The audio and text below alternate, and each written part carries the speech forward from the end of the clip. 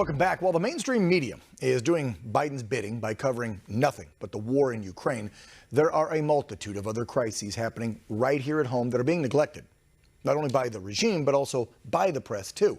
One of the biggest issues, of course, in my mind, should be in yours, especially if you're a parent, is the invasion of our southern border. Why do I say that? Why do I say parents need to pay attention? Well, let's think about this. You don't think that the cartels and the bad guys watch and see what's happening in this country? They see that we're distracted, right?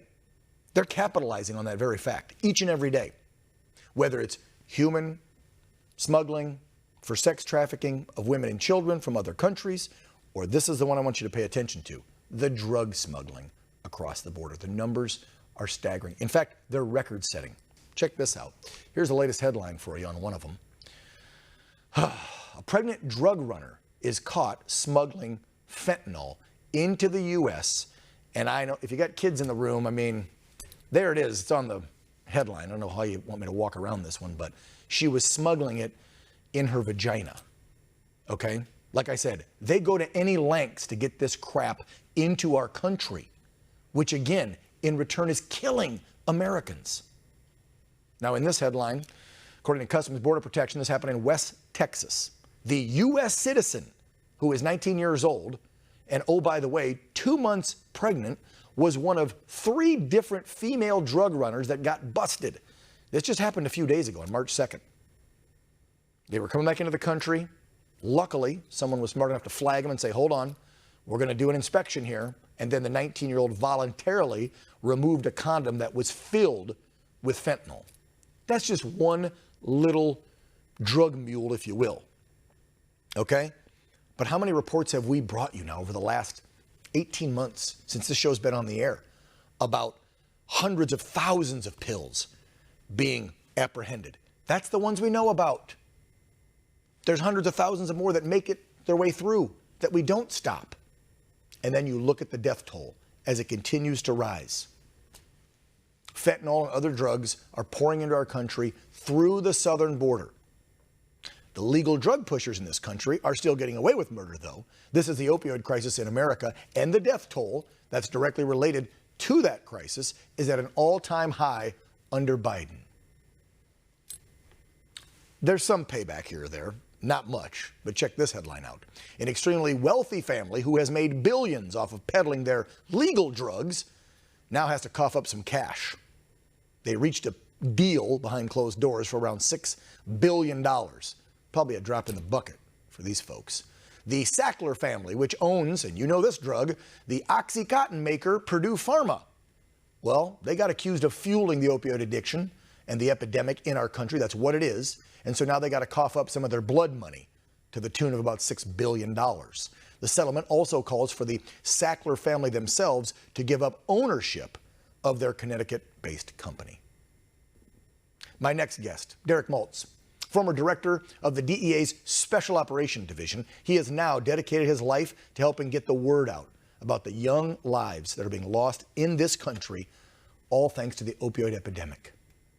Recently, Derek posted this to social media. Tristan Christopherson was just 16 years old when he died after taking one pill, folks, that contained a deadly amount of fentanyl.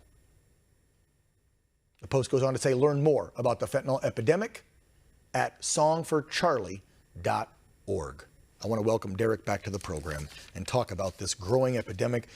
Derek, we are at numbers we have never seen before. And I know that the previous president actually made this part of his agenda in his first 4 years. He was trying to tackle the crisis. But how are you going to tackle it when you've got an open southern border and when you've got legal drug companies peddling their drugs with barely any oversight from the federal government? And now we're distracted with a war in Ukraine, and this administration, to me, seems like they don't give a damn about the tens of thousands of Americans, and a lot of them young people, dying because of these drugs. Dan, thank you very much once again for covering this important topic. Of course. I mean, as you saw my social media post, I can't keep up with all the dead kids. In Portland on Sunday, Portland on Monday, 24-hour period, there were 2 young teenagers dead. The high school principal and the community is outraged. And this is happening all over. The CDC latest numbers through September of 2021 for a 12-month period reflect 104,288 dead Americans. That's 285 a day. Unfortunately, Dan, the leading cause of death now between the ages of 18 and 45 is from fentanyl. We have a chemical weapon attack on our kids. It's very clear what's going on. And unfortunately, we're really not engaging. I mean, look at, like, for example, Orange County, California, just announced since 2016, they have seen 1,619% increase in fentanyl-related deaths. This just came out. It's like one statistic after another. You look at the CBP stats in South Texas. Last year, they saw a 1,066% increase in fentanyl seizures. I mean, we could go on all day with the stats, but the bottom line is there's no attention. And by the way, I always say this because I'm very passionate about it. This is not an overdose epidemic. What this is murders and poisonings by the cartels working with China. Thank you. It's a whole new dynamic. Thank you for saying that, because I'm not trying to excuse blame for anybody that might have an addiction problem that was taking the pills, but I'm so glad you pointed that out, Derek. These are not druggies that are taking a handful of pills hoping they make it through. This is one pill somebody's taking, again, a lot of times illegally, obviously, because they're coming from Mexico. So in most cases, it's illegal because they got it from a friend or whatever. And they're thinking, oh, I'm taking one Oxy, I'm taking one Vicodin, I got a back pain, or maybe they're doing it to have fun, whatever it may be, not excusing the person. But then that one pill, which if it was a normal Oxy or whatever, wouldn't kill them, it's laced with fentanyl because it's coming from Mexico, and the fentanyl is provided by China. This is almost like, and I think you said this, Derek, when you were on the program the first time a year or so ago, this is almost like a Cold War, if you will, with China and America. They know that the drugs are going directly from Mexico to America and killing Americans. So, hey, we killed a bunch of Americans from our Wuhan lab leak with COVID. Now we're going to kill a bunch of young Americans with fentanyl. Right, because fair to say?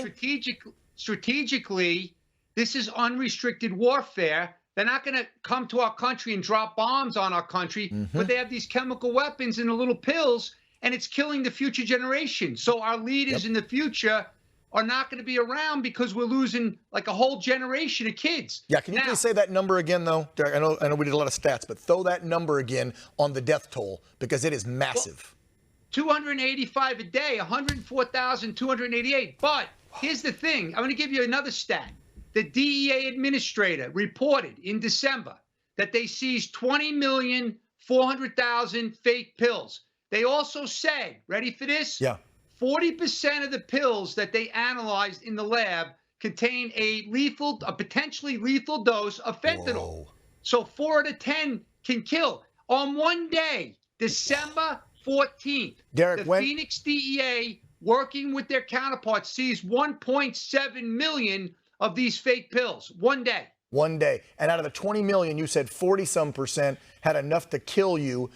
When you were on, I remember this, when you were on a year ago, you said it was at 26% back then with that latest seizure. Exactly. Now it's up to almost half of the pills coming in are tainted with enough fentanyl. And Derek, you know why I want you on discussing this? This hit my family, okay? Not by blood, but a young man, 26 years old, that I consider my nephew. One pill. Exactly what happened to that Christensen kid that you posted about, the exact same kid. 26 years old, a father of a little 6-year-old boy, same damn thing. One pill, fentanyl, came from Mexico. This is why we've got to they're wrapping me up, Derek, but your advice to parents, because this is really an epidemic for young people and in their 20s and 30s, like you said, in some of these areas, it's the cause of death for 15 up to 40-year-olds. So what do we got to be doing to get the word out? Because we can't rely on this government, this regime, to do anything about it. Right. We don't even get public service announcements from the government. So there's a lot of families that have lost their kids that are doing the awareness campaigns like Song for Charlie. So thank you for pointing it out. The parents need to really aggressively, proactively talk to their kids, number one. Yep. If they're not getting a pill from CVS or Walgreens through a doctor and a legitimate prescription, right, then they shouldn't take any pills. It's going to kill them. And if they got the prescription, monitor the kids. Because they're getting hooked on the prescriptions. Monitor the kids. Yeah. Monitor the kids. See what they're doing on their social media. Talk to them. And don't ever take the attitude, it's not going to happen to my kid because I'm a good parent. That's not accurate. There you go. Derek Maltz, This guy knows, former director of the DEA's Special Operations Division. He's now dedicated his life in retirement to helping get the word out. God bless you, Derek, for what you're doing. Thank you, sir. We'll have you on again real soon, unfortunately.